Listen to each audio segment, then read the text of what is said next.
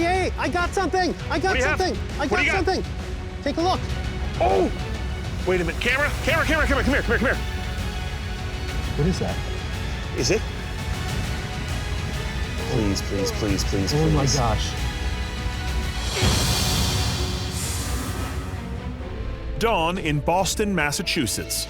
A new day and a new expedition. In 1982, author Byron Price releases a daring game of hide and seek. He encases 12 keys in 12 ceramic treasure boxes and surreptitiously buries them in parks across North America. The location of each key is a secret, revealed only by deciphering Price's cryptic verses and the enigmatic paintings of renowned illustrator John Jude Palencar. Over the last few years, I've followed countless puzzle searchers around the country, and I've received thousands of emails from people who believe they cracked the case. But 48 hours ago, I received an email from a complete stranger that made my jaw drop. In it, he explains that he believes he's found the solution to the Boston puzzle. He writes that this is not a hoax, notes that he's been working on this for years, and offers to explain his solution in person. Are you Jason? Hey, Josh. Nice to meet you. Nice to meet you, man. Pleasure. Welcome to Boston. Thank you, my hometown. Yes. I'm wicked excited to be here. I can use my actual accent. Very excited to have you.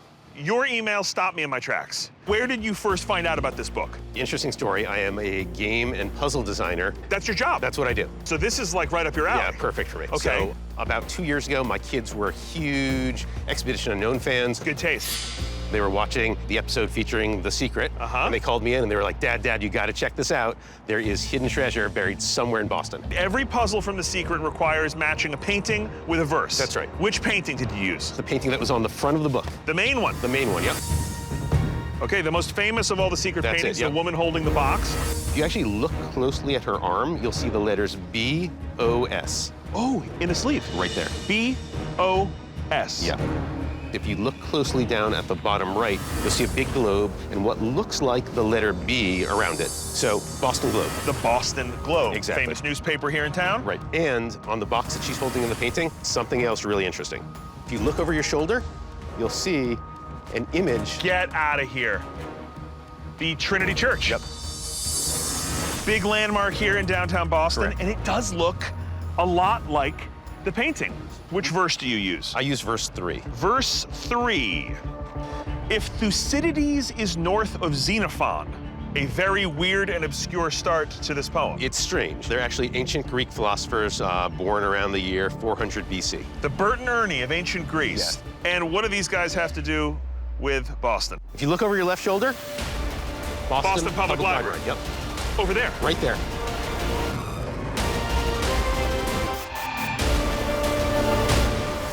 If you look on this wall, there are the names of philosophers, historians, artists. Moses, Herodotus, Thucydides. Right there, right there. It's right there. Yep. And is Xenophon on there? If you look just to your right, Xenophon. Xenophon.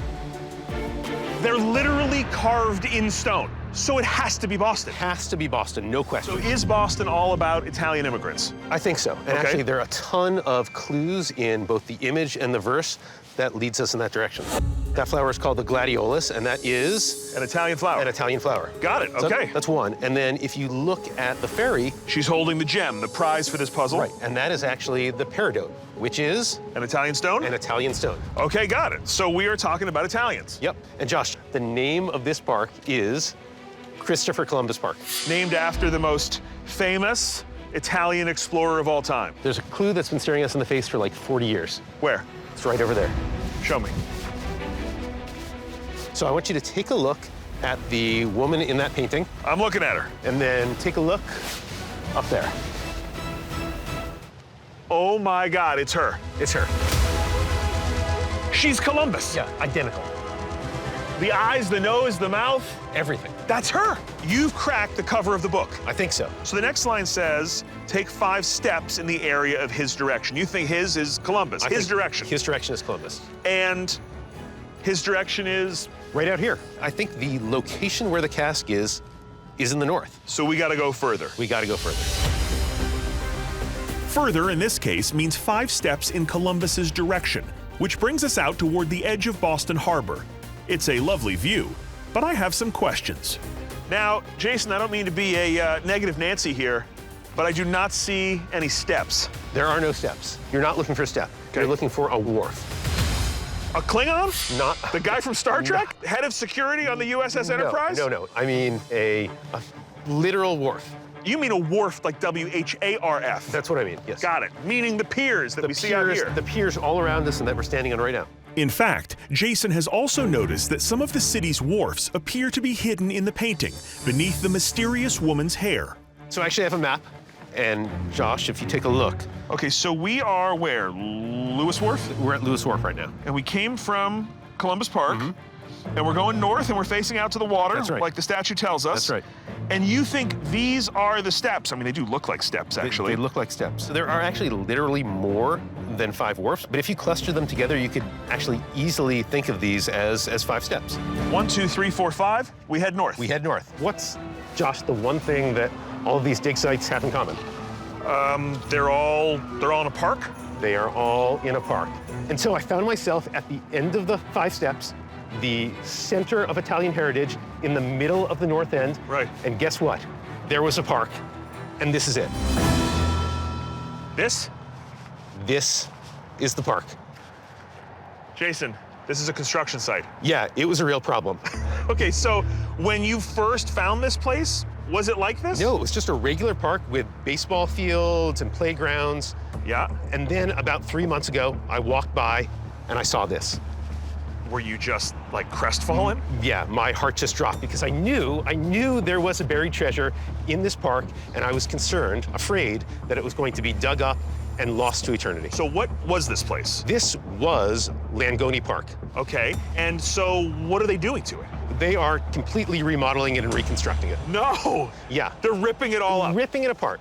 And what did you do? I went in. You went into the site? Yeah, come on, I'll show you. Okay, are we allowed to go in Yeah, here? I think we'll be good. What do you think will be? Okay, Should be good. there is a big, you see that, all right, it says danger. Ignoring a danger sign is never a smart thing to do. However, it's just another day at the office in my epic odyssey to unlock the secret. So once you're here, all of the clues make sense. All right, well, I'll hold you to that.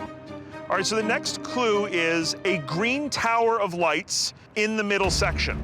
So what is a green tower of So lights? this is a clue that has tripped up a lot of people. When you think of Boston, what's the one big green tower of lights that you think of? You think of Fenway Park. Fenway Park Green Monster. Right. The Green Monster is the famous left field wall in Fenway. Yep. And there are towers of lights. Absolutely. But it's not there. I think people have been tripped up over that clue for years. Okay, what do you think the Green Tower of Lights is? So Josh, if you look across the harbor here, you will see the famous Tobin Bridge. The Tobin Bridge. The Maurice J. Tobin Memorial Bridge spans the Mystic River from Chelsea to Boston. Since it was built in 1950, it has been painted a vivid rustic green. Okay, so I'll buy that. Now, what about in the middle section? So actually, if you look around, we are in the middle section of the park where 3 baseball fields were. There is one behind us over here, another one over your shoulder over there, and we are in the middle one. We're in the middle section. Yep. Okay. Then it says, near those who pass the Colosseum with metal walls. Well, here is where it gets more interesting. If you look over your shoulder, directly behind you is an ice skating rink. And Josh, what is that made out of? Made entirely of metal, and the rink is inside, I assume, circular like a Colosseum. Now we have Face the Water. So we are facing now out to the Boston Harbor. Here it is. Okay, so we're facing the water, easy enough. You're back to the stairs. Please be a staircase behind me. If you look behind you are... There is a staircase. A huge staircase leading up the hill. Yep, so this is called Copp's Hill Terrace. It was built in the 1890s. The whole thing is made out of granite. And actually, if you look at the picture, you'll see a lot of imagery that looks pretty similar. Right, lots of stonework. Lots of stonework. Around her. Man, this is getting good. It says 18th day, 12th hour, lit by lamplight. As a native Bostonian, Right. this feels like it might be referencing Paul Revere. It is referencing Paul Revere. And do you know the day that Paul Revere started that famous ride? I'm hoping it's the 18th day You're correct. It's April 18th, 1775. and 12th hour because he rode at midnight. He rode at midnight. And lit by lamplight because famously those lamps were put up in the old North Church. And how does that connect to the stairs? Well, Paul Revere's house was directly behind where those stairs are today. Get out of here. Yep. So when Paul Revere actually began that midnight ride, he came down where those stairs are currently to Langone Park. Paul Revere would have come through He this would have park. come right through this park, right in the middle section. I mean, that's gotta be right. Sitting at lunch 2 days ago, and I get a text message. That says? It says, I think we found something. And who's the one who found something? I did. So you operate what here? Excavator. The excavator. So you're over here digging this hole. Yes. And what happens? First thing I hit was this right here. Oh, plexiglass. Yep, Corners. And look at the glue. that's right. This looks like it might have been the edge of a box. Absolutely. So what'd you do? I started searching a little bit more easily with the machine, and that's when we found this.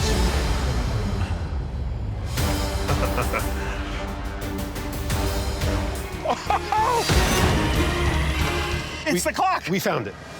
Each of these casks had a hand-painted clock inside the lid. And I have to say, as one of very few people who have seen the other two boxes, this looks real. This is real. Painted on the underside of each lid is a clock face, telling us which gem is awarded for solving the puzzle. In this case, it's set to 8 o'clock, a reference to August, the 8th month, whose birthstone is a peridot. I examine the fragments closely, the paint, the delicate crumbling plaster, with telltale carved reliefs. This is 100% authentic. But to claim the stone, we need to find the key. Okay, so we have a few fragments here. Where's the rest of it? It's over in the hole. In the ground. Still in the pit. Yeah. And the key. It's got to be in there. Can we get in there and dig? Is that possible? Yes, it is. We shovel up and start digging for the key, both under home plate and in the many discard piles from the excavator.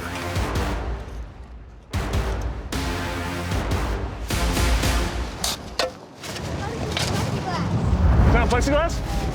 No, that's shale. No, that's just shale. Shale. Ah, close. So close. It's a real needle in a haystack situation here, except instead of a needle, it's a key, and instead of a haystack, it's a filthy pile of dirt. And before we find anything, it appears that someone else has found us. So just to be clear, we have a few people now who have gathered outside of the construction site wearing construction gear, and they do not work here. These folks are looking for the box from the secret. People are serious about this puzzle. Okay, just ignore them, keep digging.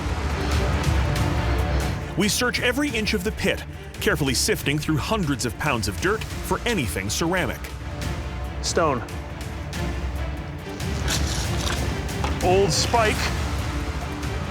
That is a rock. Keep looking. Hey, hey, hey, I got something. I got do you have? something. I What do got you got? something. Take a look. Oh! Wait a minute. Camera? Camera, camera, camera, come here, come here, come here. What is that? Is it? Please, please, please, please, Oh my please. gosh. It is! It's the key. It's the key! Oh my God! It's the key. Do you see this? Oh my God! Wow! Oh my God! It's the key. It's the key. Oh! Come here, come here. Get up, get up, get up here. You guys okay? Look at this. It is. This is the handle of the key. It looks like it snapped off, so let's be really careful because the rest of it might be in here. But this is the main part of the key. And sure enough, there's more to find. Oh, stop. Stop, stop, stop. It's the right color. That looks like the rest of it. It totally, Oh my totally gosh. is. That's it for sure. Wow. Right? That's the whole key. That's the whole key. Let's be clear about this. You've done it. This is it. You guys have done it. It is official now. You have successfully cracked the third puzzle, and you've successfully found the third key. 40 years in the ground. 40 years in the ground, waiting to be found. Unbelievable. Unbelievable. I mean, I'm speechless. After you. Thank you, sir. Waiting for us is Price's family. His wife Sandy, the current steward of the secret, and his daughters Blair and Kara.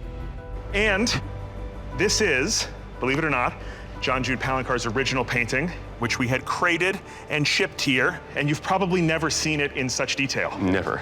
That's the one thing about the books is they really actually don't do his paintings justice. Yeah. Sandy, Jason has a hard-earned present for you. I have for you the key.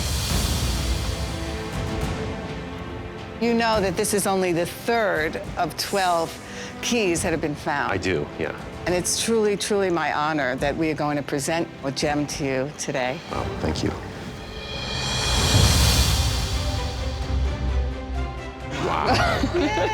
Oh my God, it's amazing. I'm honored. So, the third box, the third key, the third gem.